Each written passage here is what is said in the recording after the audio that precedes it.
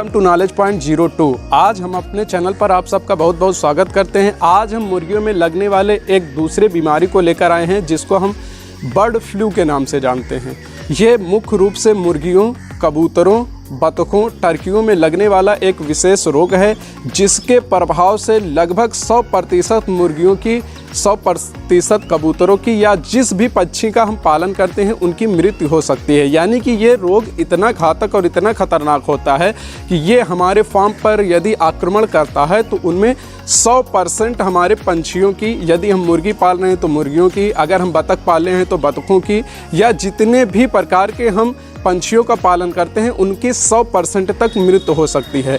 आज की अपनी इस वीडियो में हम आपको इस रोग के लगने के कारण क्या होते हैं, यह रोग कैसे फैलता है, कैसे हम पता करेंगे कि हमारी मुर्गियां बर्ड फ्लू से प्रभावित हैं और इसके रोकथाम के लिए क्या हम उपचार कर सकते हैं तथा इसके इलाज के बारे में हम आपको जानकारी देंगे। तो चलते हैं हम इस बीमारी की तरफ। इस बीमारी का नाम है बर्ड फ्लू। फ्रेंड, हम चलते हैं इस बीमारी के कारण की तरफ, यानी ये बीमारी किसकी वजह से होती है। तो जैसा कि हम जानते हैं हर बीमारी के पीछे कोई ना कोई कारण होता है। जैसे कुछ बैक्टीरिया के द्वारा होते हैं, कुछ वायरस के द्वारा होते हैं, कुछ फंगस के द्वारा होते हैं।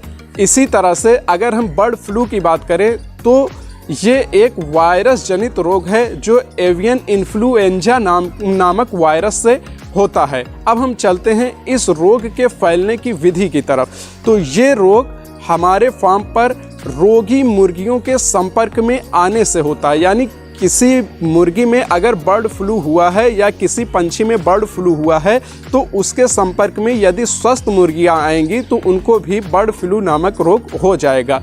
इसके अलावा मुर्गियों के नाक से निकलने वाले द्रव, मुंह से निकलने वाले लार की वजह से भी ये रोग फैलता है। इसके अलावा यदि हम अपने फार्म पे बिछावन को साफ नहीं रखते, यदि वो गीला रहता है, उसमें बहुत ज़्यादा गंदगी रहती है, तब पर भी ये रोग उत्पन्न हो जाता है। अब हम चलते हैं इस रोग के लक्षण की तरफ, यानी हम कैसे पहचानेंगे कि हमारी मुर्गियों में बर्ड फ्लू रोग हुआ है। तो इसका सबसे पहला लक्षण ये होता है कि अचानक से एक बाएक हमारे फार्म पर अधिक संख्या में मुर्गियां मरने लगती हैं।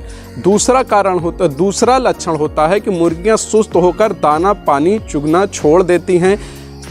तीसरा लक्षण होता है कि मुर्गियां सुस्त रहती हैं, उनको सांस लेने में दिक्कत होती है, उनके नाक और मुंह से द्रव या तरल पदार्थ निकलते हैं। इसके अलावा मुर्गियों के गले में और गर्दन पर सूजन आ जाती है, उनके कलगी पर भी काफ़ी सूजन दिखाई देती है। तो फ्रेंड, ये होता है बर्ड फ्लू के लक्षण। अब हम चलते हैं इस बीमारी की रोकथाम की तरफ, यानी कि कैसे हम इस बीमारी से अपने फार्म पर उपस्थित मुर्गियों को बचाएंगे।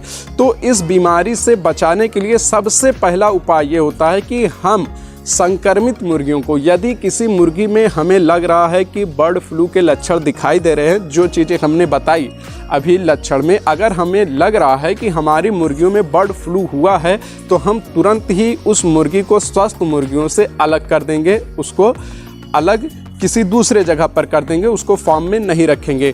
दूसरा उपाय ये होता है कि हम अपने फार्म पर साफ़ सफाई करेंगे, एंटीबायोटिक और फिनाल वगैरह से छिड़काव करेंगे और हम अपने मुर्गियों के बिछावन होता है जो उसको समय समय पर बदलते रहेंगे, उसको ज़्यादा गंदा नहीं होने देंगे। अगला आता है हमारा कि हम इस रोग से मरी हुई मुर्गी को खुला नहीं छोड़ेंगे, उसको ले जाकर कहीं पर जला देंगे या उसको भूमि के नीचे दबा देंगे।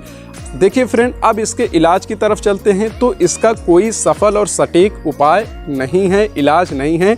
इसके लिए रोकथाम ही बेहतर इलाज होता है। भी हम आपको देसी उपचार कुछ बताते हैं जिससे कुछ हद तक कंट्रोल हो सकता है। इसके लिए आप लहसुन ले लेंगे, लहसुन को सरसों के तेल में पकाकर अपने मुर्गियों को पिला सकते हैं। ये काफ़ी हद तक आपके मुर्गियों को राहत दे सकता है। फ्रेंड, ये टेम्परेरी इलाज है, इसका कोई सफल इलाज नहीं है। आज के वीडियो में इतना ही, मिलते हैं अगली वीडियो में, तब तक के लिए बेस्ट ऑफ।